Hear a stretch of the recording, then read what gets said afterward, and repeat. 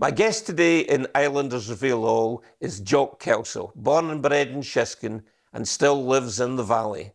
Come on a world tour with me on all the places Jock's been throughout his life, round the world, round the Scottish Islands and on Arran. Jock, thanks for speaking to me today. You were born in Shiskin and brought up in Shiskin. Yes, indeed. Tell me a bit about your early life. Well, I was one of 7 children. We're all still alive. And you're right in the middle? I'm round about the middle. All in life between 76 and 86, and we're all still speaking to each other, which is quite nice. Yeah, so brought up at Park House. Mum and Dad, father was a farmer. We all had our wee chores to do around the farm. I was going to ask about that because you were born in 1940, yes, so you would start late war, you would start having chores to do. My father was very keen to keep the byre and everything very much up to scratch because a Miss Bell used to come round and inspect dairy farms. So every Saturday morning we were given a bucket of water with soda in it and with a scrubbing brush and we'd scrub all the trevises and where the cows were milked. So that was a duty. And then at harvest time we were out in the fields. I particularly liked the hay time. My favourite job was the tumbling tam. Yes. Do you remember the sledge-like implement with the prongs and steel tips and raised arms, and you gathered the loose hay, and when you came to where they were going to form a rick, you dug the points in, and the tumbling tam went over and back on its feet again. So that was good fun. Of course, that was with the horse. Yes. There was no. So you'd be taught to work horses quite early. Oh yes, aye. We would be sent out with a cart to collect turnips, and at the potato time, they would gather the potatoes and into the cart and take them, form pits in the ground, and so we all had. So did your father sell spuds? They all went to the potato marketing board. They were taken to Harbour View, where they were walled, as they called it. They were selected, and the best ones were sent away to the potato market, and the other ones were kept for feeding animals. Yeah. But I've seen pictures at the museum of spuds on the pier at Blackwater. Did they go off by boat then? I don't remember them going off at Blackwater foot. I think they would go to Brodick. I don't actually, although the weighing house was still it was still there. At Blackwater foot, I don't actually remember any boats coming in and out. But although your father was a keen farmer, he was a reluctant farmer. Absolutely, yes. Because your grandfather was the ferryman at Blackwater. That's true, Foot, yes, aye. And I think your granduncle was before him. So how did your father come to be up with an aunt and uncle? My aunt in Park House was unable or didn't have children. So she obviously wanted a child. So my father was probably given to her and raised at Park House. We were all brought up very much within the Free Church. We, as young kids, had to go to Sunday school and morning service and then evening service. But it wasn't a strict Free Church. It was just Sunday was deemed a day of rest. My father used to probably go to his bed on a Sunday afternoon. No real work was carried out, but we were allowed out to play and things. But there was a story about the session clerk from the Free Kirk meeting. Well, my father's uncle at the Park House was known as Sandy Valdi, was a Gaelic name, And he was presenter at the Free Church. Now, Sanny Gall, who was a Mr. McAllister at Swallow Brae, was the presenter in the UF, which is now the public hall. So they had to cross on a Sunday. My father was sent down to the end of the close to see if the road was clear, because although they were great friends, they didn't speak to each other on a Sunday, because it was not the thing to do. So this particular Sunday, my father thought he would play a wee ploy. He saw Sanny Gall leaving Swallow Brae, and he told Sandy Valdi that the road's clear, and of course they met. And my father was brought up in the Gaelic, and as spoken at Swallow Brae and Park House. So one of the other on meeting said, "It's a fine morning," and the other replied, "It's not the morning to be talking about the morning." And my father duly got a leathering for dropping his father in it. For allowing this to happen, you know. His uncle in it, That was typical of the valley. Sheskin Valley was a farming community right round, and more or less each house was a farmhouse. Yes. And each produced 10, 15, 20, whatever gallons of milk per day, which was all duly collected and taken to the creamery. That was probably the only income that most of the small farms had. Yeah. It's sad now that there's only one dairy farm in Sheskin, and in fact it's the only one on the island. Yes, it is sad that, because dairy was, I remember Drummadoon was dairy. Yeah. In fact, your milk stand at Park House is still there. Absolutely, yeah. Yes. Most of them had just had a wee square sort of concrete thing, but my father decided, for some reason, I don't know why he'd collected all these bricks, that he would build this curve around. And specials. Yeah. My father was the secretary treasurer for the Sheskin Cooperative, which had a store at Ferry Cottage, the store where James Bannatyne has his boat. Yes. My father kept all the farming nails, staples, barbed wire, fencing wire. My father also, in particular, in the store, was a local hairdresser. He cut all the farmers' hair. And he cut my grandfather's hair. Which, yourself occasionally and other people will say, John Stuart Kelso. Now that came about, your grandfather, who was a great friend of my father, and used to visit Park House quite a lot, and he would get his hair cut, and then he used to sing at the concerts, which were held up in the tin, what was the old tin hall up Effie's shop.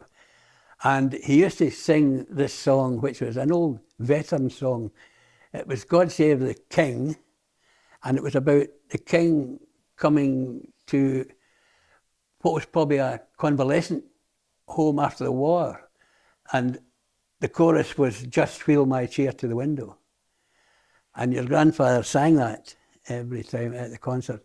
And then he would suddenly turn round, see me there, and shout out, "John Stuart Kelso, I was at your house this afternoon, I got my hair cut. Your father cut my hair." And that was how some people about. Still say John Stuart Kelso, yes. Which actually is my name. But your grandfather was the person that started shouting it out, you know, yeah.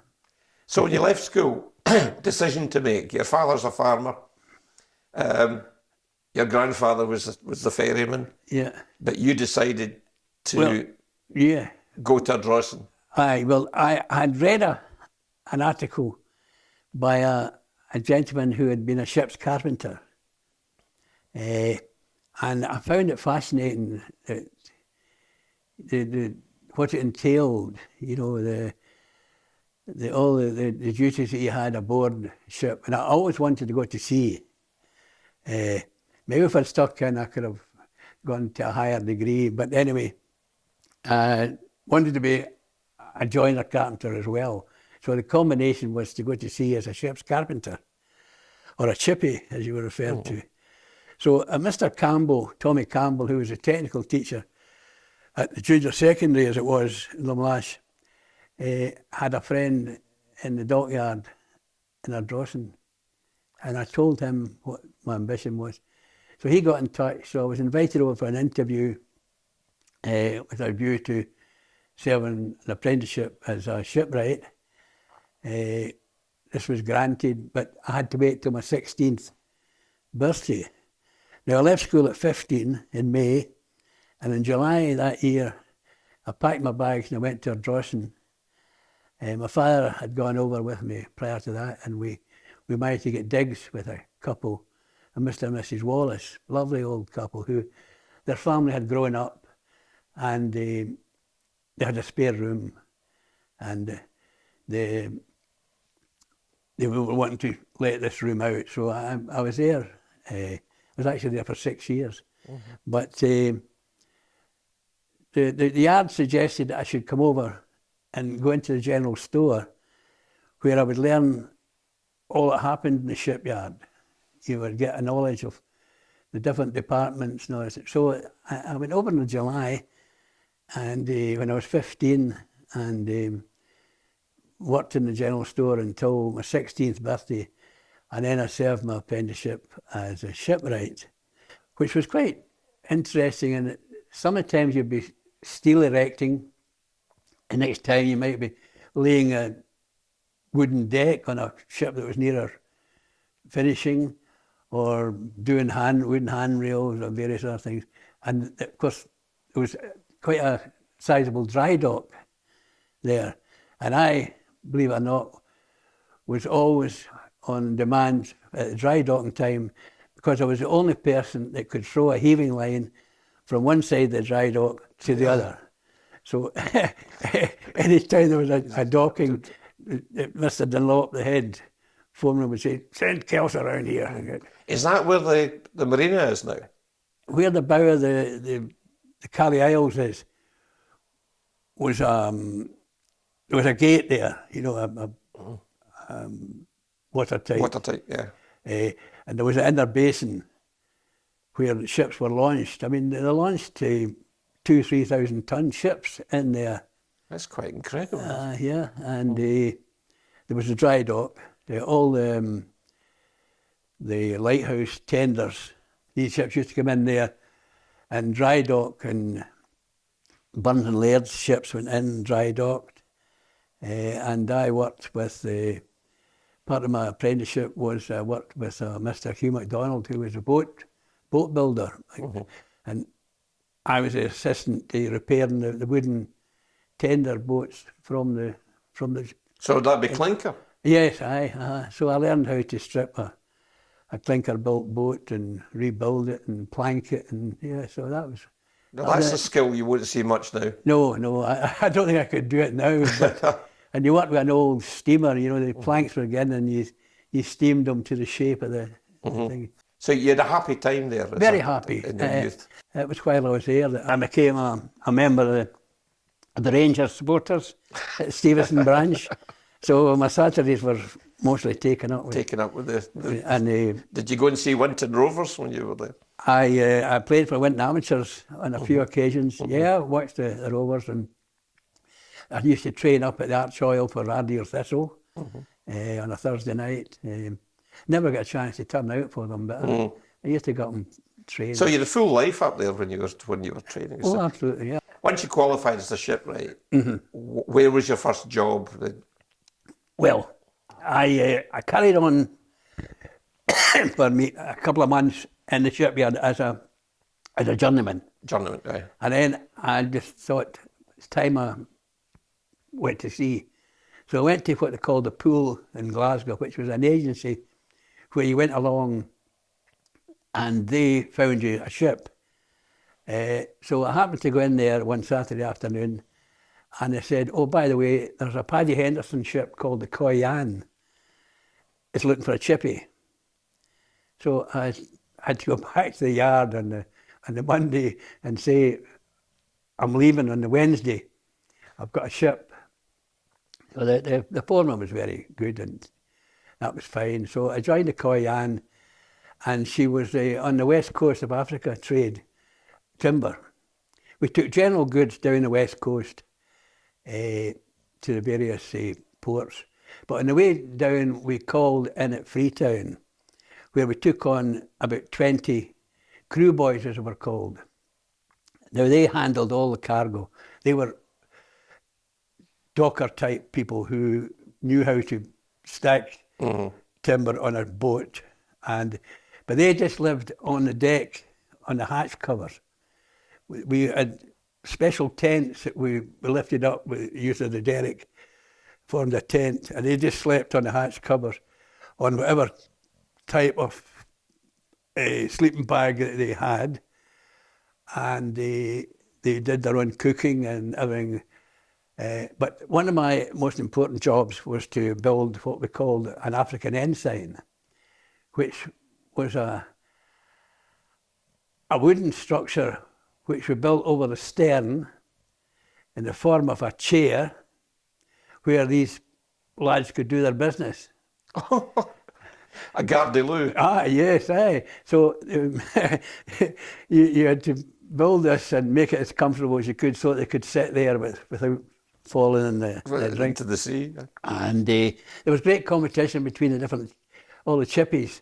When you were into port, you would go and see the next ship and say, oh, I like that. Take wee notes. Take wee notes and improve yours. So that was on occasions it was known for a crew boy to fall off and disappear into the deep water. Never be seen again. We went to some queer old places, up some creeks, and I always remember there was one we went up to places called Barutu, Wari and Sapele. You've heard of Sapele Wood? Yes. You know, so that was where... That's what the and these Sapele were Wood massive trees that we loaded, huge things. But all the way up, there was all these wee mud huts. West Africa was very primitive in the 60s, you know. It was, even in the towns, it was quite primitive. But you weren't exposed to any war areas? Or anything? No. There was one port we used to go to called Tima. It was called a surf port. You couldn't dock there because it quite heavy surf going in. And Costain were building a harbour there.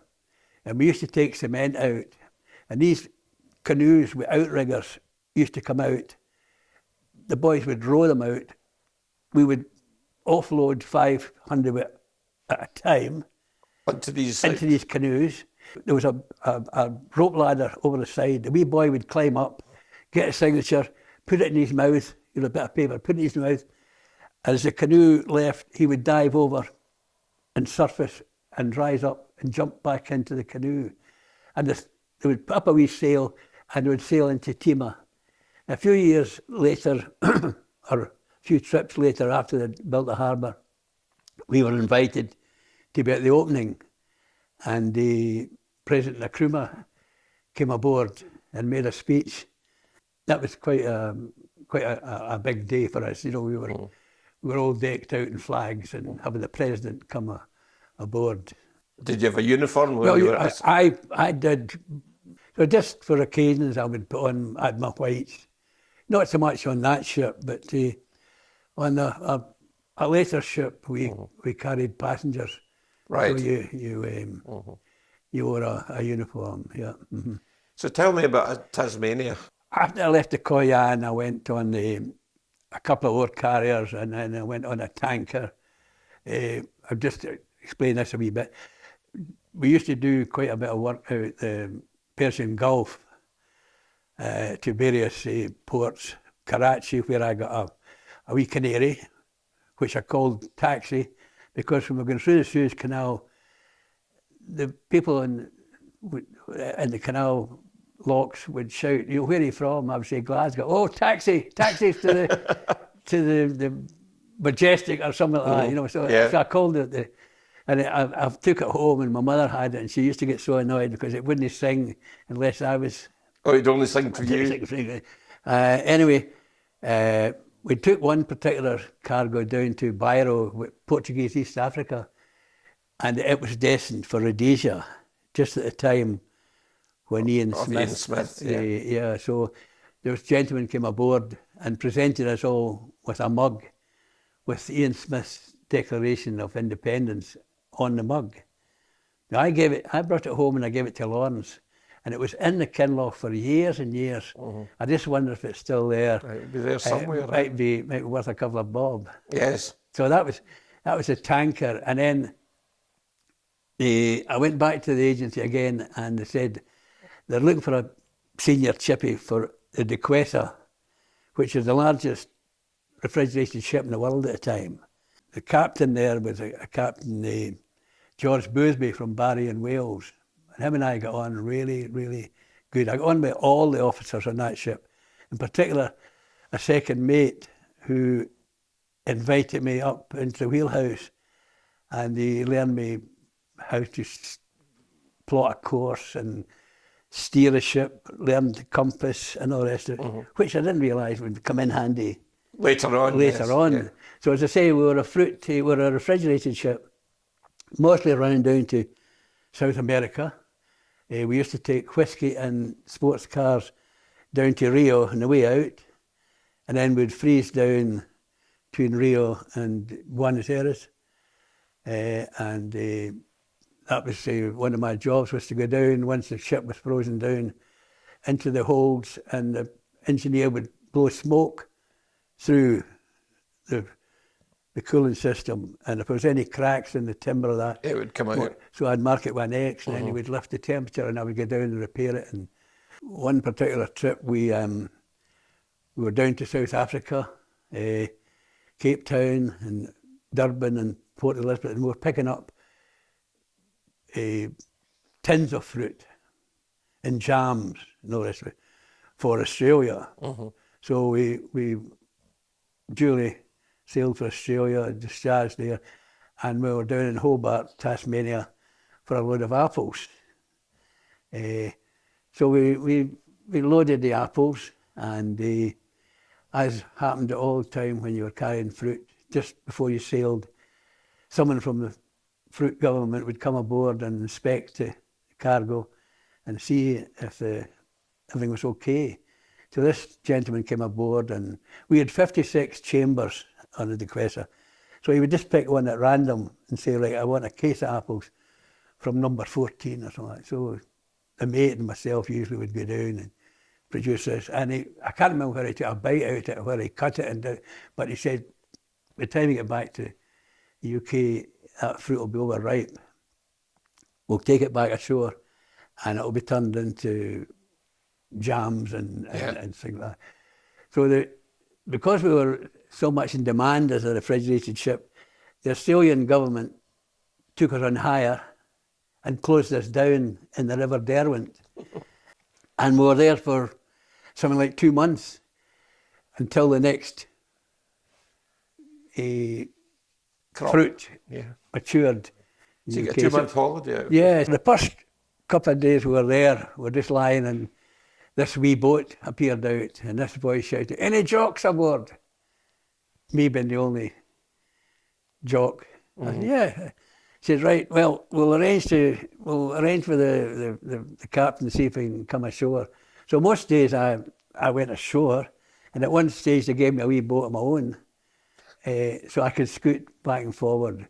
But part of my duty every day was to go around and sound the ship for if there's any intake of water into the bilges, check the fresh water, check the stability of the ship, if ballast needed shifted from one. So I had to do that every morning before I was allowed to go ashore. And as I say, Captain Boothby was really a great friend of mine, as was the boatswain, the Dutchman. In order for a ship to function properly, the chippy and the boatswain had to be good friends. Otherwise the deck was chaos. Yeah. Because there were so many things that you had to work together with. I can't just remember where I was coming back from Australia, but anyway, we were mid-ocean somewhere, and I was just walking along the deck one morning, and Captain Boothby leaned over and shouted, "Chippy, could I have a word with you?" Certainly. He says, "Come to my day room." So I went into his day room, and there was a dram poured. I thought, that's funny. Why why is he pouring me a dram, you know? And he just looked at me and he says, was your father ill when you left home? And I said, well, he certainly was in the hospital. I went to see him the night before I rejoined, and my father always was very keen for me to go to sea. I think maybe he might have had a wee bit of salt water in his blood himself. But he said that he hoped to be home in a few days, and he was happy for me to go. And he didn't say any more. He just handed me a telex message, and on it was, father passed away peacefully 5th November. And he said, now I've had this a couple of days, he says, because we've been trying to work out how to get you. He says, and there's no way. In those days, it was difficult to get people ashore. Yeah. For the ship to call in somewhere, it would have cost them harbour, you know, dues and various things. So it wasn't, he said, so we've worked out that we can't get you home for your father's funeral. He says, so really, that would have been the main thing. He says, so my advice would be for you just to stay with us until we get back to the UK. So I said, well, that's fair enough. You know, I trusted him in that respect. And so I was with him for a couple of months before I got home. And when we got to London and we're paying off, which is when you sign your name off the ship, you get your discharge book, your wages, everything. He said, oh, by the way, Chippy, he says, I've been given command of a new refrigerated ship called the Royston Grange. It's just a couple of years old. He said, I want you to come as my Chippy. Boatswain's coming. I said, well, due to the circumstances, I said, I couldn't commit myself to that. He said, well, keep in touch. He says, if you feel later on, next trip or that, he says, come. So unfortunately, I never did go back. But this is where the sadness comes into it. Some trips later, the Royston Grange was coming out of Buenos Aires in a thick fog. And the River Plate, although it's 20 miles wide about the estuary, there's quite a narrow shipping channel.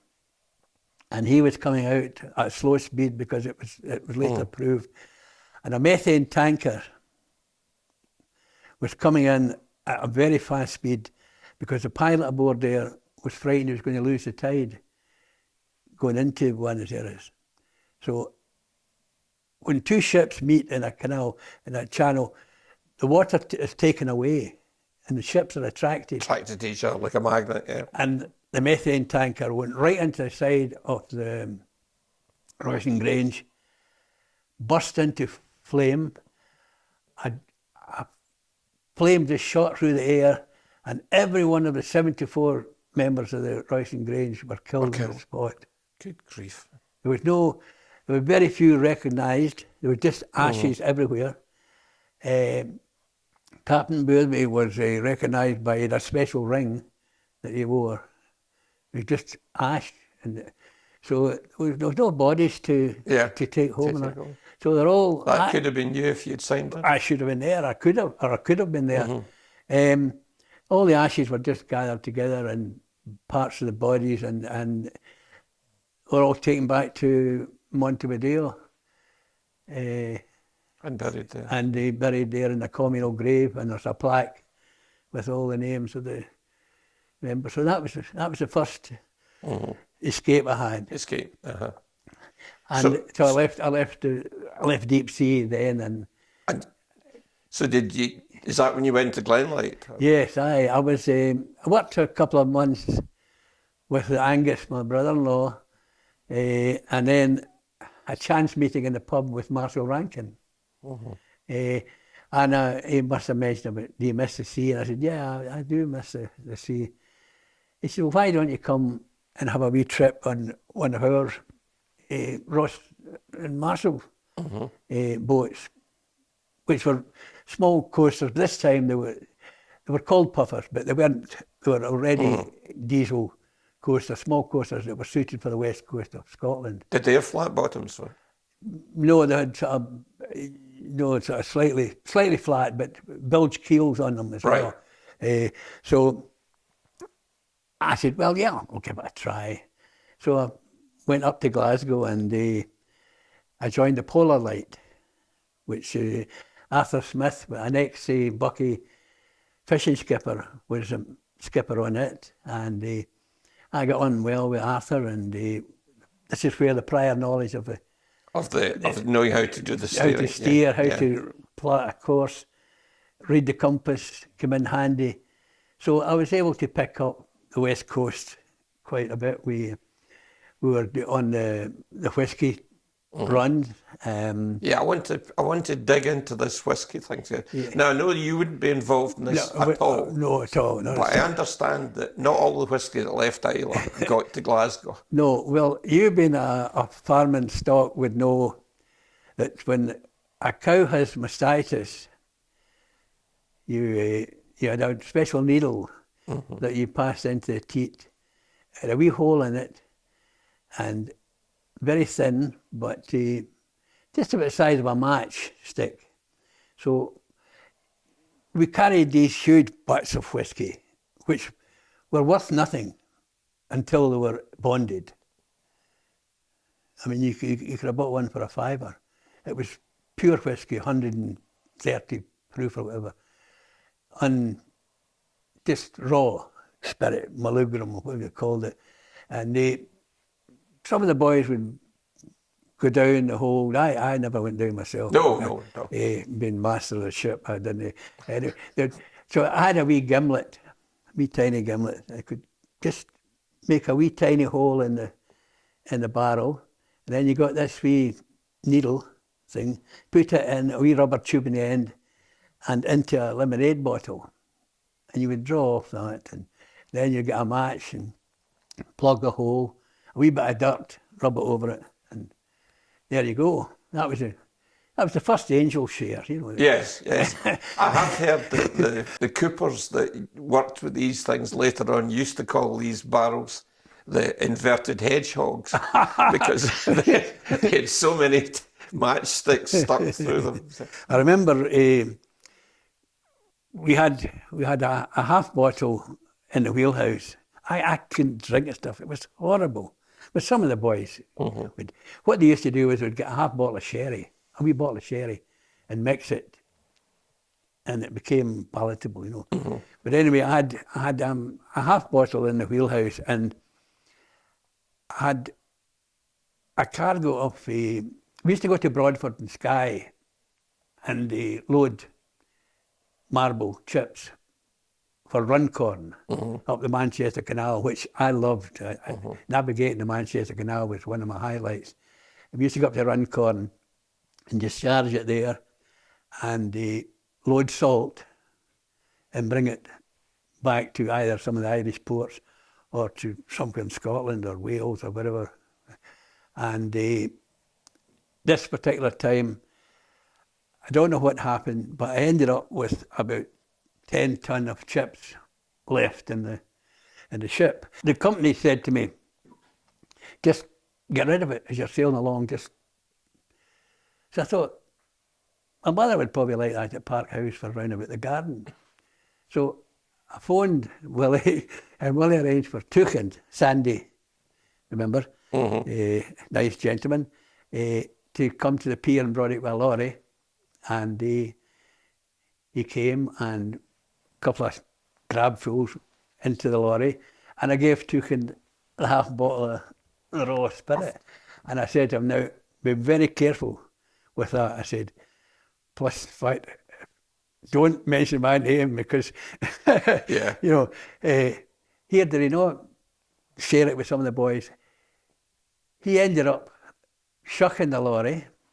Somebody broke their leg, and it was a total disaster over this, which was unfortunate. Nothing to do with me, of course. No, nothing whatsoever. Puffers was a great time in my life. I loved it. I was only 6 months or so with the company when unfortunately, the skipper of the Railite, he drowned in Paisley Harbour. So the Railite was a lovely wee coaster, much more modern than the one I had been on. So they asked me to go skipper on her. So that was good. My first trip on her was to go to Greenock and load explosives for Dublin. So there am I sailing down to Dublin with a cargo of explosives. Certainly no detonators, you weren't allowed to carry them. And if a certain people ashore in Ireland I'd found known, out. this was for quarrying, of course. Yes. That was illegal. Yeah. But, so we did quite a few trips with that. Sometimes with ICI to Drogheda, which is a beautiful city. It's a beautiful city, yes. Lovely, white buildings. And yeah, I've been there. And of course it's on the famous River Boyne. So we did a few trips there again. And then Duncan Black Senior, who was the skipper on the Glen Shiel, said that he intended to retire in a couple of months. So the company asked me if I'd go with him just to learn. She was a much bigger boat, the Glen Shiel. So if I'd go with Duncan and just learn the ropes on her. And when Duncan retired, I became You became the skipper on the Glen Shiel. We did much longer journeys. I did one around to Poole in Dorset to load China clay, which meant coming back around Land's End, which I was fortunate with the weather. We did a lot of traffic through the Caledonian Canal to Inverness to load concrete blocks for the army who were building a rocket station out in Benbecula. Right. And one time I loaded on a Saturday and they wouldn't allow you through the canal on a Sunday. So the weather was fine. So they asked me if I would go around the Pentland. Fortunately the weather, but even then, that is a very difficult bit of water. A treacherous bit of water. Was the Glen Shiel more difficult to handle because of it's a bigger ship and it's got a broader base? Yes, but she was, I would have gone anywhere with her. I trusted her so much, but she hated the weather on a particular side. She just wouldn't turn, she wouldn't. I've seen me trying to get out around Ardnamurchan for 20 minutes before she would alter course. I've seen me going round in a circle just so that I would get her. Seriously, get her. If you got the weather up in her port bow, just a quarter, she would go anywhere. But get weather on the starboard side, and she would refuse to. And we had a variable pitch propeller on there, which meant the shaft continually turned the same way, but the blades altered. Yeah. And sometimes they would jam, and you couldn't go astern. So every time before you went into port, you had a wee dummy run to see that she was going to. On a couple of occasions, we had to overshoot a pier and go round and come back, and Alec, the engineer, would have to go down and manually pump the thing down. I was very fortunate on there. I had a great crew. I had the famous Terry Kelly as my mate, who was quite famous on the West Coast. Alec Clarkson was my engineer. So, and just in the last 3 months, a gentleman made contact with me and said, was I the Jock Kelso that was skipper on the Glen Shiel in 1970 when he was a cabin boy. So on the last trip to Skye with Sarah and Joe, we called in and you met him. And I met him first time in 48 years we'd seen each other. And he made us most welcome. You must have had to learn a lot about the sea. The likes of between Islay and Jura, you've got an 8-9 knot run there. Oh, absolutely. You'd have to time your things. Yes, the one that was the most critical was when you're going up to Benoit Quarry, going under the Connell Bridge. Now, The secret of that is high water at London Bridge is exactly to the minute low water at Connell Bridge. So you use the almanac for London Bridge And reverse. so that you could go through the Connell Bridge on slack water. Because at times, what happens at the Connell Bridge is the tide floods in, and the bridge is only from here to the railing wide. The tide floods in to the loch, and when the tide starts to recede, the water outside disappears, and you're left with this full loch. So it can be 5 or 6 feet of a drop at Connell Bridge. Mm-hmm. So you've got to, I mean, it was dangerous, you couldn't go near it. And of course it's coming out about 10 knots, you know. Yeah. So you couldn't attack it. I understand sometimes you didn't go where you're supposed to go. No. Now, this is the story of Rothsay. Could you tell me that? Well, occasionally we needed dry stores, a loaf of bread or a pot of jam or something like that. So this particular time, we knew we had a couple of hours to spare on the trip because we very much had to work with the tide on the Mulligan Tyre. Yeah. So we'd left Glasgow, we're coming down, we thought, we'll go into Rothsay for a pint, just to, as one does, and went into this. But now, we took a lot of cargoes to Rothsay, so there was a particular bar I used to go to, so the barman sort of knew me. And this occasion, we went in with cargo, we're just in, and I walked into the pub, and the barman says, just your usual, Jock. And just at that, I recognised one of the directors of the company standing in the bar. So nothing was really said about it. Nothing really said about it. I explained what the position was, and he said, well, I would hope that this didn't happen too often. But you've had some difficult times in the Mull. I've sat for 4.5 hours one time just looking at the Mull Lighthouse. We were doing 8.5 knots and the tide was doing 8.5 knots. Mm-hmm. We would come out of Ayr, take the tide to the Mull, and then take the ebb north. So we could go, if you timed it right, you could go from Ayr to nearly Skye with the tide. With the tide the whole way? Aye, you know, because again, the Sound of Islay was quite a very strong tide there, so you had to watch yourself. I mean, to go into Port Askaig or Kalila or these ports, you sometimes had to go nearly 1/4 mile past the port, turn round and come back into the tide to go into if you tried to go to the pier, straight away you'd be swept past it, you know, so you'd turn round and come in.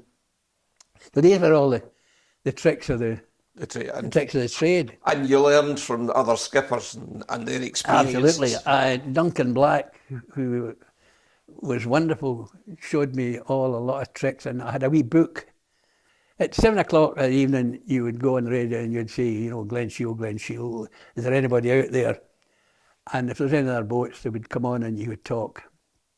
But if you're going into Craighouse, if you just went on and said, I'm heading into Craighouse in 20 minutes, this woman would put on a light outside her house. And that gave you a line in into the pier. Mm-hmm. All the way up the west coast, there was people painted their sheds red or whatever. I understand Dromadoon was one. Dromadoon, fishermen used that for... So there was all these wee things. And I had a book written with all the different local knowledge. I relieved young Kai Anderson on the Glen Shira one trip, and I was sent into Eriskay, the famous Eriskay, with a 5-ton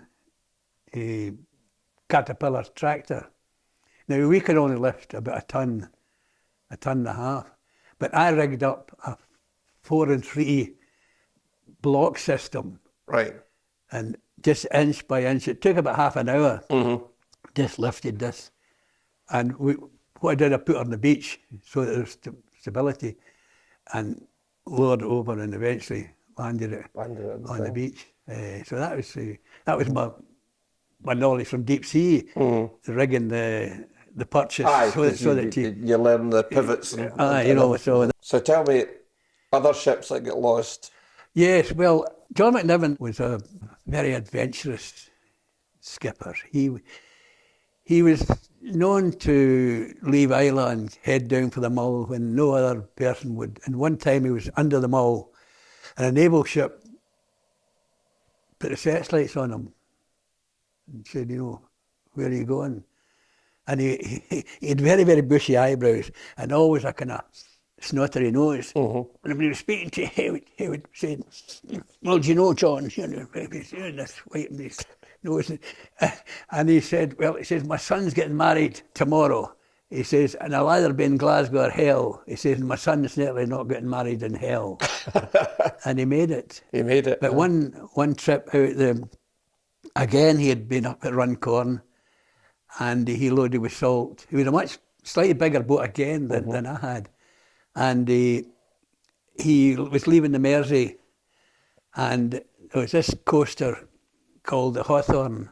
The skipper of the Hawthorn shouted him on the radio and says, "Don't go, John.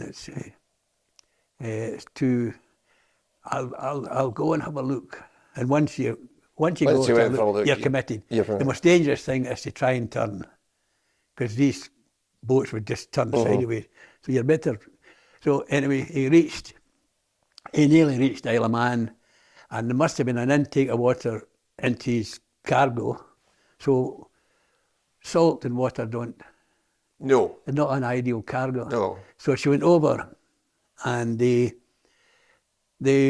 all scrambled out onto the hull, and the life raft floated out, and he put the two boys on the life raft, and he cut the rope, and him and the engineer went down with her. So they're so scared that they were going to... Well, he knew he'd made a mess of it, so he went down with her. Whether that's the honourable thing to do, I don't know, but so that was a moonlight. I'd already lost my friends from the Royston Grange. The moonlight, the ray light, which I mentioned earlier, she went down on the chickens off Larne. There's a set of rocks out there called the Chicken. She went down there, but the Irish ferry picked him up, and of course my beloved Glen Shiel came out of air. The skipper that took over from me, he was not the best, and he used to kind of float around without hatch covers and in this particular cargo. He was coming out of air fully loaded with coal. He was to go up the river and pick up some steel for Tarbert over there. So he decided he wouldn't put his hatch covers on because he didn't want the steel to... What you normally do is put timber below the steel, but he didn't know it's a frightened case it would damage his hatch covers. So he came out of air into a bit of a sea. She started taking water, and she went down just short of Troon. One boy managed to get ashore, and the other four of them were lost. Were lost at sea. So that was the sad side. Yeah. The good side with all the ships was while I was on the Glen Shiel, the USS Wasp, the American aircraft carrier, was visiting all the American stations abroad with a capsule which had just returned from the moon. Right. So we were taken to deliver stores out to her. So we delivered the stores, and the officer in charge said, "Would you like to come aboard?" So they put down a man hoist thing, and we all climbed in and went aboard, and we met this 5-star general. Oh, what a...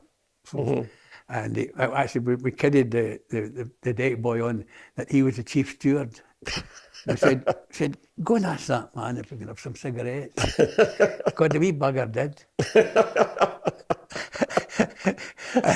and anyway, 5-star general. At the end of it all, we were taking. I mean, the hangar on that thing was 100 yards long, Yeah. sort of thing. And away at the end, in a glass partition, was this capsule. So we were allowed to go down, but within 50 yards of it, and we saw it. So that was an honour. You've seen a moon rock. So. To see that, this capsule that had come back from the moon. Fabulous. And when we were leaving, this other officer come over and said, courtesy of General so-and-so, there's 1,000 fags for the boys. After the boy asking for fags. So we all got a pack of fags. I sat the Clyde exemption, the pilot exemption, so that was good. I had my own, I could fly my pilot aboard flag going up the Clyde. The whiskey run with the sea, that was quite exciting. Yeah. So I thoroughly enjoyed my time on the coast. Then marriage came to you. Exactly. Of course, I'd known Aileen. You'd both been brought up in the village. So we got together and we decided we'd get married in March. So just prior to that, I came off the Glen Shield because I didn't think it was fair at going to sea. So we got married, blessed with the two lovely children. Children. Brian, who's in the IT world, he trained with an American company, Computer Science Corporation. They took him out to Austin, Texas, to train him out there, and he worked up in Scandinavia for years, and he was in Stockholm and Copenhagen. And we used to get lovely holidays with him up there. He was in Lisbon. We got holidays in Lisbon. And then he went to London, so we didn't get not so good. Sarah. Well, everybody with the Islanders of all know Sarah from the previous interviews. Yes.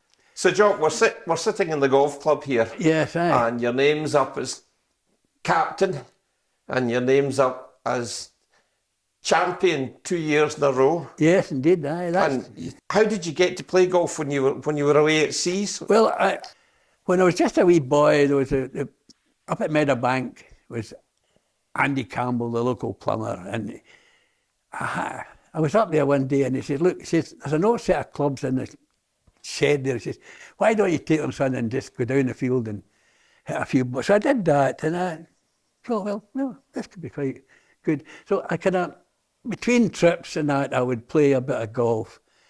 And I didn't really take it seriously until probably when I came back, I was married.